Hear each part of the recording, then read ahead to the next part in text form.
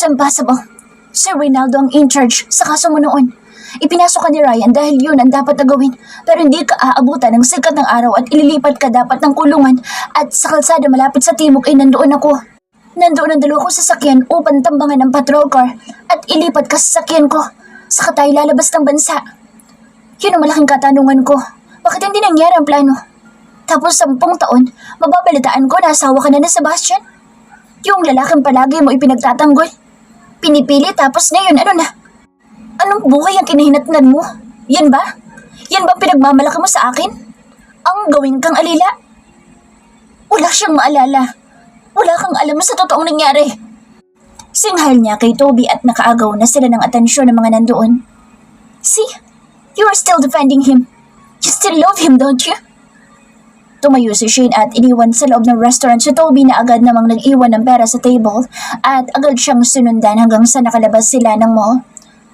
I am sorry, Shane. Hindi na napigilan na Toby ang sarili at agad niyang kinuha ang kamay ng dalaga at nang mapalingon ito sa kanya, ay agad niyang hinapit ang bewang nito at yakap lang sana ang gusto niyang gawin, ngunit nang makita niyang umiiyak ito at wala ng mask na suot, ay hindi niya maiwasan na halikan si Shane kahit pa sa harap ng maraming tao. Tila wala sa sarili ang dalaga, tinayaan niya lang si Toby na halikan siya at siguro dahil ng panghina ay napakapit siya sa batok nito upang kumuha ng lakas. Mas lalo pang humigpit ang hawak sa kanya ni Toby hanggang sa may humawak sa braso ni Shane dahilan ng pagbitaw nila ni Toby sa isa't isa at napangiwi pa siya na parang mababali ang payat niyang braso sa malabakal na kamay na humawak dito. Ngunit hindi siya inayaan ni Toby na makuha sa kanya si Shane kaya hinawakan niya rin ang isang braso ni Shane at parang mababali na ang buto ni Shane sa magkabilaan na matitigas na kamay na nakahawak sa dalawa niyang braso. Hanggang sa pagtingin niya kay Ryan ay biglang umamo ang mukha nito, sabay na binitawan siya, kaya napunta siya kay Toby nang tuluyan at bahagya pa silang umatras. I know you're hurting. That's why I let you go. But that doesn't mean... Nanay! Lumagpas ang tingin niya sa boss ng kanyang mga anak at nawindang si Shane kung bakit nandito ang mga anak niya gayong hinatid niya ito kanina lang sa school. Sasalubungin niya sana ang mga bata nang hindi siya pinakawala ni Toby. Naunan tumatakbo si Cassandra habang sa likod dito si Camila at pupunta sana sa kanya si Cassandra nang mapatingin ito kay Toby at nilingon ito si Ryan na hindi napansin na nalagpasan na niya. Come here, honey. Malambing na saad ni Toby sa bata at kahit ngumiti pa ito ay nagpalipat-lipat ang tingin ni Cassandra sa dalawang lalaki at kahit na tinawag na ito ni Shane ay bigla itong lumapit kay Ryan na hindi rin inaasahan ng binata na gagawin ni Cassandra. Samantalang si Camila ay papunta sana sa nanay nito nang mahagip ng kamay ni Cassandra ang suot nitong bag at sabay na hinila papunta sa kanila ni Ryan. Mga anak! Mangiyak-ngiyak si Shane habang si Ryan ay parang hinaplos ang puso nito sa nasaksihan kaya nawala ang kanyang nagliliyab na galit. Gamitin mo yung cellphone na binigay ko. Nakasave doon ang number ko. Tawagan mo ako. Oras na kailangan mo ng tulong. Bulong sa kanya ni Toby sabay na binitawan siya at umalis. Hindi pa siya nakagalaw sa kinatatayuan dahil tinatanaw niya ang papalayong sasakyan ni Toby. Nanay! Uwi! Boses ni Cassandra kaya doon pa lang siya natauhan at sumunod sa mag-aama niya. Habang lumilipas ang mga araw ay hindi na mapigilan ni Shane ang mga anak na mapalapit pang lalo kay Ryan. Kinausap niya si Dahlia tungkol sa mga bata at wala naman itong pagkadisgusto dahil masaya umano ito na nakikitang masaya ang asawa. Nanay, pasok na kami. Masiglang sabi ni Cassandra at niyakap naman siya ni Camila. Si Ryan ang nagboluntaryong ihahatid sa school ang kambal at pinilit naman siya ng mga anak na si Ryan na ang maghatid. Kumuway pa siya habang papalayo ang sasakyan at hindi niya maiwasang mapangiti. Kay sarap sa pakiramdam. Napabuntong hininga si Shane bago pumasok sa kusina at sinimulan na niya ang trabahong naghihintay sa kanya.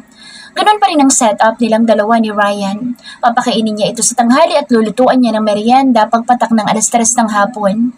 Si Shane pa rin ang sumundo sa mga anak niya kinahaponan at ayaw naman niyang mamihasa ang mga anak kaya tinuturuan niya rin ito sa gawaing bahay. Pumatak ang 8:00 ng gabi at dumating na si Dahlia galing trabaho. Hindi nga niya maintindihan kung bakit kayod kalabaw si Dahlia gayong mayaman naman ito. Kung tutuusin, Gabi-gabi kasi magmula nang dumating ito ay dinadalhan ni Ryan ang hapunan ng asawa sa bangko. Kuminsan ay magkasama na silang umuwi pero may pagkakataong nahuhuli pa rin si Dahlia. Katulad ngayon, hindi kasama ni Ryan ang asawa. Pagkatapos nilang kumain ng hapunan ay agad na umakyat si Cassandra sa itaas kasama si Camila at batid ni Shane na nagpapaturo na naman ang mga ito sa computer. Isang oras lang ang binigay niyang paglalaro ng kambal at bumaba na rin ang mga ito at pumasok sa kwarto nila. Matapos maglinis ng katawan ay sumunod na rin siya sa banyo at paglabas niya ay mahimbing nang natutulog ang dalawang bata. Nagsusuklay ng buhok si Shane nang tumunog ang cellphone sa ibabaw ng drawer niya. Dali-dali niya itong kinuha at sinagot. Toby? Sambit niya ng mabusasan ng kabilang linya. Can you meet me outside the house? Ha? Nandito ka? Sige, hintayin mo ako. Dali-dali lumabas si Shane at agad niyang niyakap ang sarili nang dumapo ang malamig na hangin. Nasa gate na siya nang mapansin na hindi niya nakuha ang dambana at hindi na rin siya bumalik. Tutal si Toby naman itong tatagpuin niya. Toby, ano ginagawa mo dito? Kunot noon niyang tanong nang makita ang lalaki na nakasandal sa sakyan nito habang may hawak na bote ng alak sa kabilang kamay at sigarilyo naman ang hawak ng isa nitong kamay. Gusto kitang makita, Shane. Saad nito at tinapon ang hawak nitong bote at sigarilyo at niyakap siya ng mahigpit. Niyakap niya rin si Toby at tinapik-tapik ang likod nito. May problema ka... Yes, you're my problem, Shane. Untag agad ni Toby at mas lalong nagsalubong ang kilay ng dalaga. Paano naman ako naging problema mo, Aber? Inis niyang sabi ngunit mabilis lang siyang hinapit sa bewang ni Toby at agad niyang nalanghap ang alak sa hininga nito.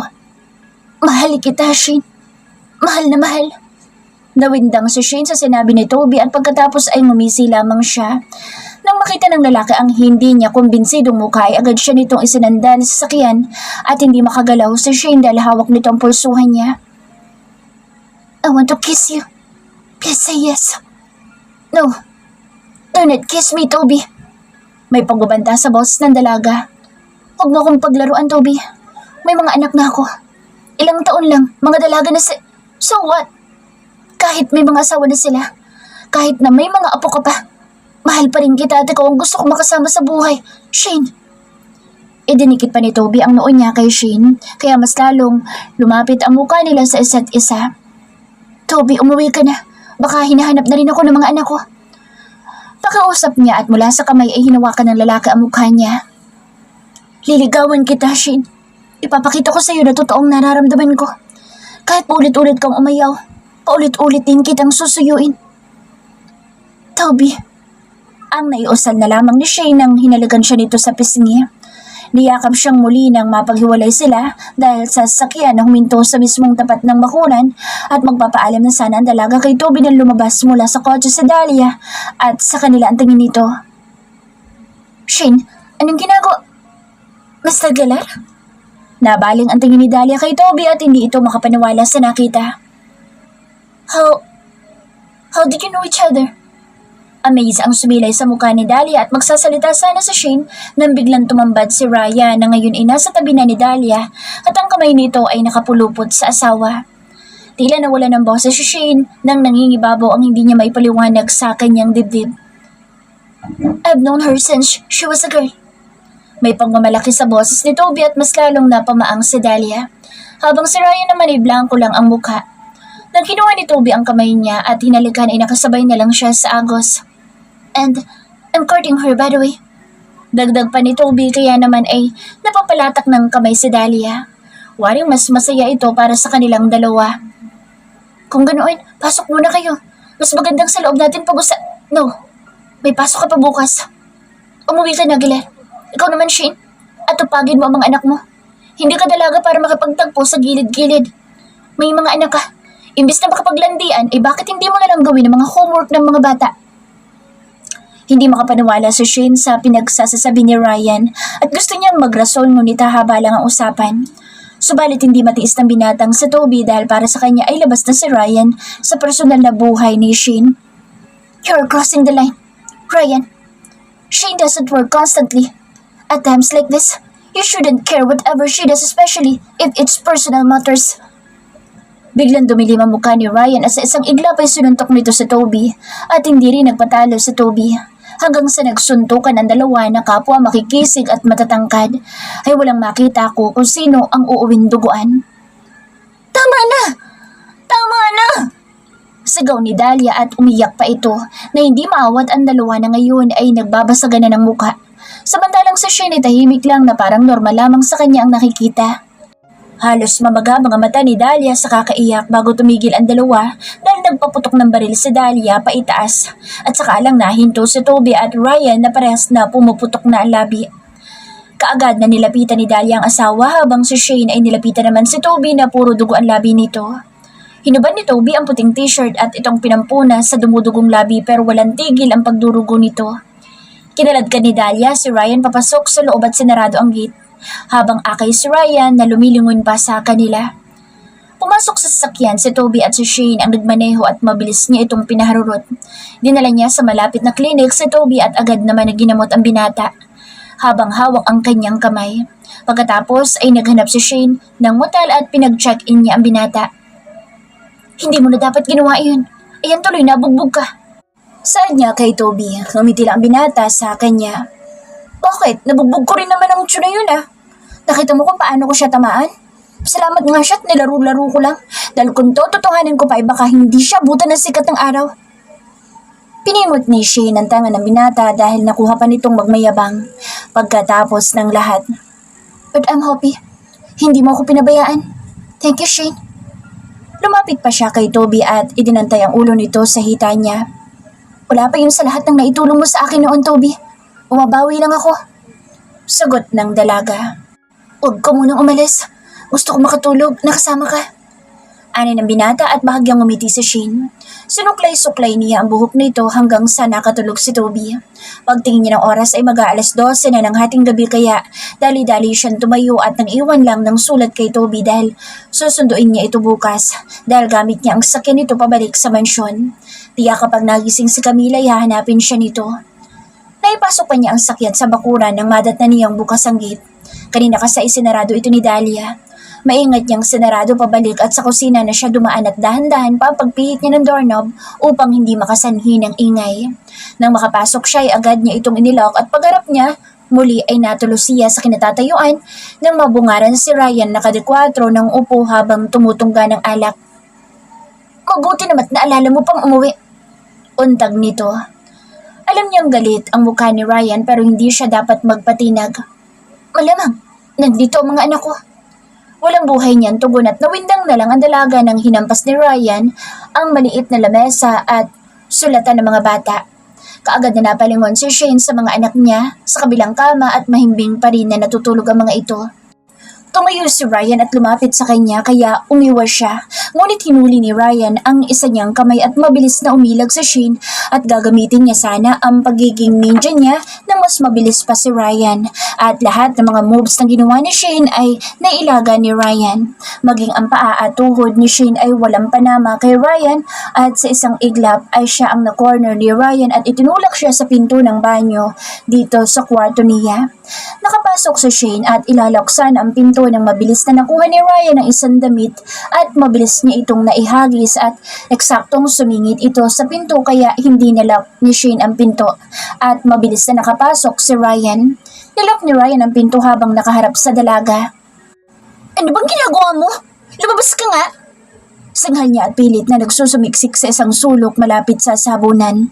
Ryan, ayoko magalit sa Dahlia at ayoko maging kabit mo. Ano bang iniisip mo? Putol ni Ryan sa kanyang sasabihin at nang namula ang muka ni Shane ay sumilay ang nakakalokong ngiti ni Ryan. Binuksan niya ang shower at sinasabuyan niya ng tubig si Shane na napapahiyaw. Ngunit ang ngiti sa labi ng binata ay napalitan ng madilim na muka nang maaninag ang dibdib ni Shane. You didn't worry, brah? Tiimbagang nauntag ni Ryan at napaiwas ng tingin si Shane. Hindi nakapagsalita.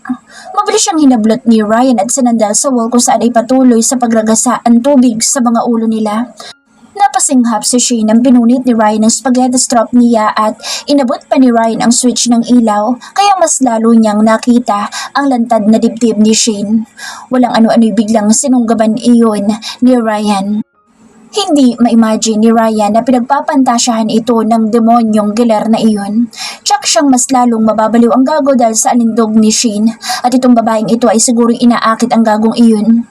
Sa naisip ay mas lalong nagliliyab sa galit ang binata. Idiniin niya ang sarili sa dalaga bilang parusa sa pakikipagtagpo. Ryan, mali itong ginagawa natin. Pabulong niya sambit pero walang pakialam ang binata at agad siyang hinawakan sa muka at hinawakan ng daliri nito ang kanyang labi. Is he a good kisser? Salip ay saad ni Ryan. Ano? Sino? Si Toby? Hindi niya ako hinalikan.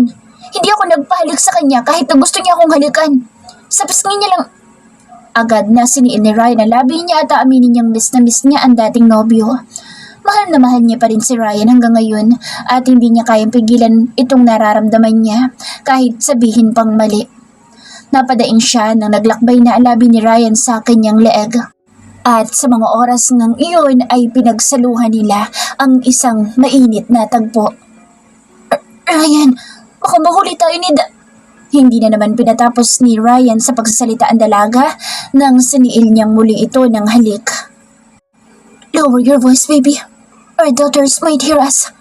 Bulong ni Ryan at nang hinalikan siyang muli ni Ryan ay lumandas na ang kanyang mga luha. She misses the old Ryan. Wala nang masasarap pa sa pakiramdam na tawagin siya nitong baby. Nasabihin nitong our daughters. Ayaw niyang mag-assume na hindi siya nakalimutan ni Ryan. Siguro maniniwala lang siya kapag sinabi nitong peka ang kasal nila ni Dahlia at dala ng galit sa kanya noon ni Ryan, kaya pinaghihigantihan siya nito. Subalit sa kabilang banda ay umaasa siyang sabihin ni Ryan na mahal siya nito, katulad ng dati, kung gaano siyang pinasaya at minahal ng binata. Saka lang siya maniniwala na hindi aksidente ang lahat ng ito kundi ito ang plano ng binata. Yun na lang ang panghahawakan niya hanggang sa aminin sa kanya ng binata sa tamang panahon. Magkalapad ang kanilang mga labi habang sabay nilang naabot ang Gloria. At walang sinayang nakata si Ryan dahil muli inilabas niya ito sa loob ng dalaga. Hingal na hingal sila parehas at dala ng pagod ay naunang nakatulog si Shane habang si Ryan ay nanatiling nasa ibabaw niya. Unti-unting minulat ni Shane ang mata at agad niyang nabungara ng orasan na nakasabit sa itaas ng pinto. 10:00 na? Napabalikon siya ng bangon at agad na naghilamos at nagsipilyo. Lumabas siya agad ng kwarto at naabutan niya agad si Dahlia na nagluluto. Good morning, ma'am. Pasensya na kung nahuli ako ng gising. Paumanhin ni Shane sa amo at akala niya magagalit ito sa kanya ngunit ngumiti lamang ng pagkatamis-tamis ito. Kaagad niyang kinuha ang sandok sa kamay ni Dahlia. Okay lang, Shane. Tsaka naiintindihan ko. Pinagot ka siguro kagabi ni Gilera, no? Ha? Umawang ang bibig ni Shane sa sinabi ni Dahlia. Kanina nang magising ako, inaabutan ko sa Gilera na lumabas mula sa kwarto mo. At pinapasabi pa nga na babalik siya mamayang gabi. Bakit hindi mo nalang sagutin siya? Sobrang hot din ang isang iyon. Tsakong tirik ang mata mo. May panunodyo pa sa boses ni Dahlia at agad na pinamulahan ng mukha si Shane. Hindi naman sa Gilerang katali ko Ano? May sinasabi ka? Kunot noong tanong ni Dahlia. Dahil iginigisa nito ang pinakbet ay hindi masyadong narinig ang halos pabulong na sambit ni Shane. Ibig ko sabihin, wala kaya tang pasok? Pag-iiba ni Shane at agad siyang pumunta ng lababo at pinaghugasan ang mga hugasin. Hindi ako pinapasok ng asawa ko eh. At saka aalis pala kami. Na-approve na ang vacation leave ko. Pupunta kami ng Paris para sa honeymoon trip namin na iniregalo ni Ray at Matthew. At ngayon lang ako na lugar kaya bukas na aalis kami. Ganun ba? Nautal na tugon ni Shane at agad niyang naramdaman ang sakit na gumuhit sa puso niya. Dinagdagan pa ng pumasok sa kusina si Ryan at sabay na hinapit ang bawang ni Dahlia at pinatikim nito ang ulam at grabe ang papuri nito sa niluto ng babae na kung tutuusin ay mas masarap pa siyang magluto kaysa kay Dahlia. Okay ka lang? Saad ni Dahlia at doon niya palang napansin na nabasag na ang baso sa kamay niya at dumugo na ang kamay niya. Nagulat din si Ryan sa kanya at lalapitan sana siya nito nang mabilis siyang makalayo. Puntahan ko lang mga anak ko. Pag-iiwas niya at hindi na niya hinintay ang sasabihin ng mga amo niya at mabilis siyang tumakbo palabas ng mansyon. Dahil wala naman siyang perang dala kaya naglakad-lakad siya. Gago ba siya? Pagkatapos niya ako. Pinahid agad ni Shane ang luhang naglandas sa kanyang mata. Hindi niya maiwasang masaktan. Magalit kay Ryan. Magalit sa sarili niya. Hinayaan niya na naman ang sarili na magpatangay sa binata sa may asawa na, at ito ang hindi niya matanggap dahil sa pagmamahal niya kay Ryan ay naging marupok siya. Tas ngayon sasabihin nito na mag-honeymoon ito at ng asawa? Walang hiya siya. Shane? Napalingon ng dalaga sa gilid na may humintong sasakyan sa tapat niya at binuksan nito ang bintana at si Toby iyon. Huminto ang sasakyan at binuksan ang pinto at pinapasok siya ng binata. What happened? Fuck! Kinuha ni Toby ang panyo nito sa bulsa at ipinuna sa kanyang kamay. Shane, ikaw bang katali ko kagabi? Sabihin mo ikaw yan. Sabihin mo. Nakayukong saad ni Shane at gustong sabihin ni Toby na siya iyon. Nasanay siya nga iyon pero hindi niya kaya magsinungaling lalo pa sa babaeng iniibig niya. I'm not. It was Ryan for sure. Sagot ni Toby kaya umiyak na ang dalaga. Kinabig siya na lalaki at niyakap. Pinuntahan kita kaninang umaga at tulog ka pa. Ako din na nagatid sa mga bata at susunduin ko ulit ngayon nang makita kita sa kalsada. Ano bang nangyari? Ikinuwento ni Shane na may nangyari sa kanila ni Ryan at sinabi niya rin ang sinabi kanina ni Dahlia at doon siya nasasaktan. I told you, Ryan is a married man. Wala kang laban, Shane, at hindi mo rin pwedeng gamitin ang mga anak ninyo. Mas lalo ka lang kasusuklaman ni Ryan at baka kunin pa niya mga anak niya sa iyo. Hindi ko kaya, Toby. Mga anak na lang ang meron ako. Then come with me. Marry me. Parang mga anak ko na mga anak mo, Shane. Hindi ko kayo sasaktan. You don't deserve a single mom like me, Toby. Tom, Shane, ano bang gusto mong gawin sa buhay mo, ha? Magpakamartir? Sa oras na malaman ni Ryan ang totoo, then magpapakamatay na lang siguro ako. Tugon ni Shane, kaya naihampas ni Toby ang manibela. Damn you, Shane! Tila nagising ang diwa ni Shane dahil sa malakas siyang minura ni Toby. Ito ang kauna-unahan niyang narinig na minura siya ng binata. Hindi ko hahayaan na mangyari yan, Shane. Idadaan na lang kita sa dahas para maging akin ka. Toby, walang nagawa si Shane ang pinuwelsa siyang halikan sa labi ni Toby. Umiilag siya pero kalaunay hinayaan niya si Toby sa ginagawa nito. Bakit niya pipigilan si Toby kung tutuusin ay naging mabuti naman ito sa kanya? At higit sa lahat ay wala pang sabit. Hanggang sa inihiga siya ni Toby sa upuan at tinanggal nito ang damit at maging ang damit ng dalaga. You're so beautiful, Shane. Hindi maiwasan na sabihin iyon ng binata nang makita ang dalawang dibdib ng dalaga. Muli siyang dinaganan nito at hinalikan sa labi. Sa oras na makuha siya ni Toby ay sasama na siya sa binata at muli niyang bubuksan ang puso. Pumikit si Shane at pinapakiramdaman kung titibok ba ang puso niya habang naglalakbay ang halik ni Toby sa kanyang leeg pababa. Ngunit bago pa man marating ni Toby ang kanyang dibdib ay biglang gumalaw ang sakyan at muntikan siyang mahulog sa upuan dahil sa malakas na pagbangga sa kanila ng isang sasakyan. Damn it! Malakas na napamura si Toby at agad na tinakpan ang kanyang dibdib ng damit at lumabas siya ng sasakyan. Hindi pa siya tuluyang nakalalabas nang natumba agad si Toby nang sinuntok ito at babangon pa sana si Toby nang mabilis na nahawakan ng dalawang pulis ang binata. Dahil sa sobrang pangyayari ay hindi nakagalaw ang dalaga sa loob at nagulat siya nang pumasok si Ryan at hindi ito makapaniwala sa itsura niya.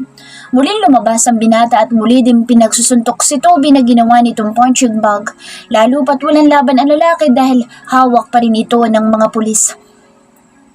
Gago ka, Ryan! Hindi ka marunong lumaban ng patas! Dahil duwag ka! Pakawalan mo ako at magpatayan tayo! Matira matibay! Ngumisi lamang si Ryan.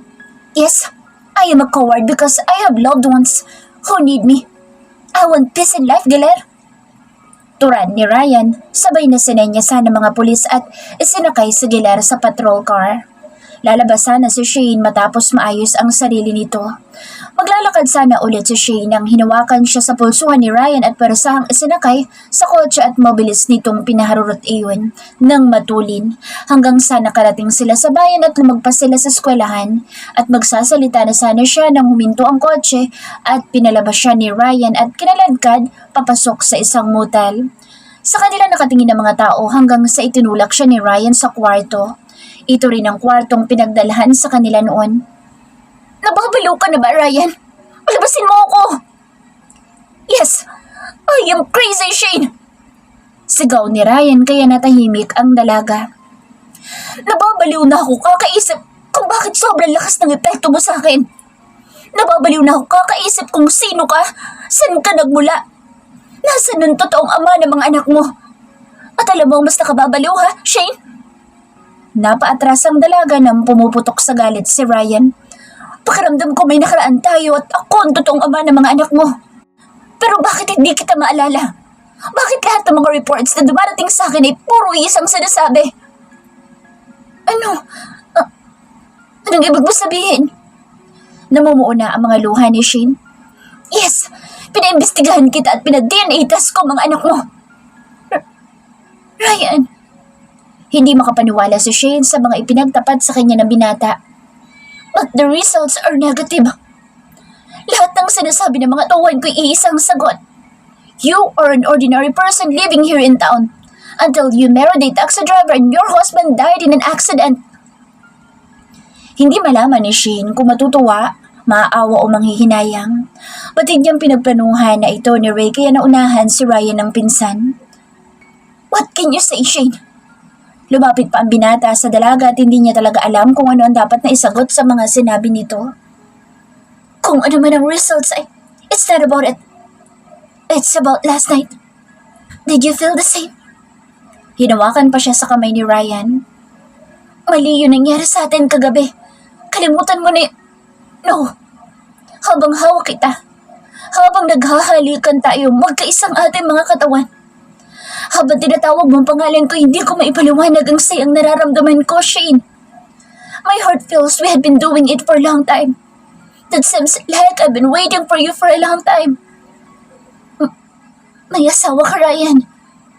Ito lang ang naisambit ni Shane dahil bibigay ng puso niya.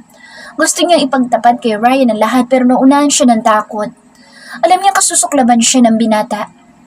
Doon ay parang sinampal ng katotohanan si Ryan at binitawan ng kanyang kamay. Napasuklay ito sa sariling buhok. Mag-honeymoon daw kayo ni Dahlia. Mabuti pa, umuwi na Nagsasalos ka ba? Untag agad ni Ryan sa kanya at hindi siya makatingin ng diretso sa mata ng binata. Look at me and please tell me you're jealous. Please tell, baby. Inangat pa ni Ryan na mukha niya tinaplos ang pisngi niya, kung saan ay malaki ang peklat niya na bunga ng mapait ng nakaraan. Nagsasalos ako, Ryan. Nasasaktan ako sa tuwing nilalambing mo si Dahlia. Sa tuwing hinahalikan mo siya at hindi ko kayang isipin na may nangyayari sa inyo. Pagpapakatotoo ni Shane at lumandas ang kanyang mga luha. Nagsasalos din ako, Shane. Sa tuwing naisip ko na hawak ka ni Galar. Huwag mo siyang sasagutin at huwag mong palapitin ang mga anak natin sa kanya. Ryan, we will find out this, Shane. And starting today, huwag ka magsasalis kay Dahlia. Pupunta kami ng Paris hindi para mag-honeymoon kundi may kailangan lang akong gawin. At para hindi siya magduday, kailangan ko siyang isama. Anong binabalak mo, Ryan? Agad niyang tanong sa binata.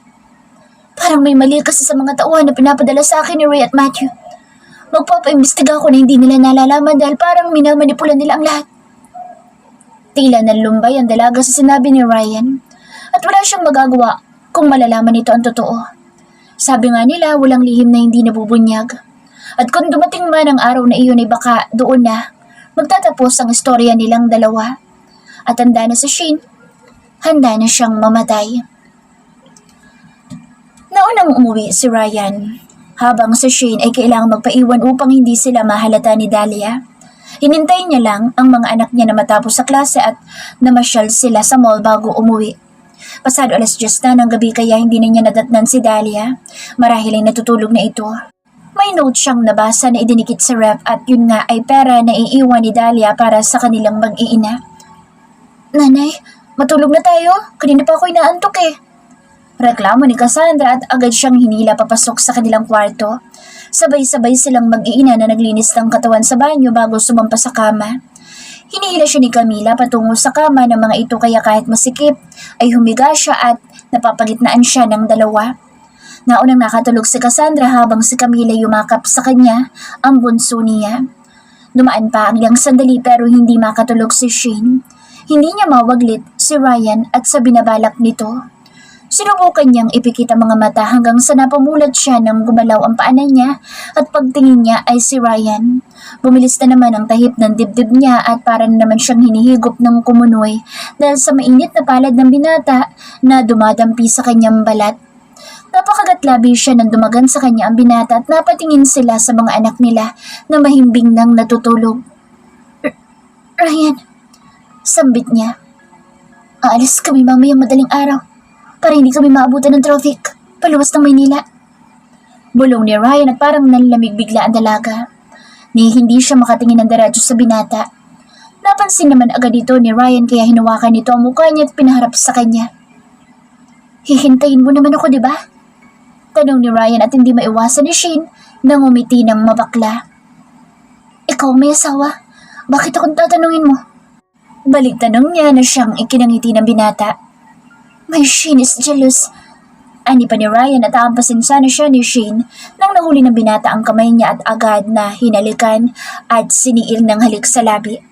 Walang pag-aalilangan na gumanti ng halik si Shane. Nanay, natigil sila sa kanilang ginagawa nang gumalaw si Camila at muli siyang niyakap. Maingat na inalis ni Ryan ang kamay ni Camila sa leeg ni Shane. Pagkatapos ay dahan-dahan na umalis si Ryan sa ibabaw niya at kinarga siya ng dahan-dahan at inilipat sa kabilang kama. Bumalik si Ryan at nilagyan ng unan sa tabi ni Camila at muling bumalik kay Shane.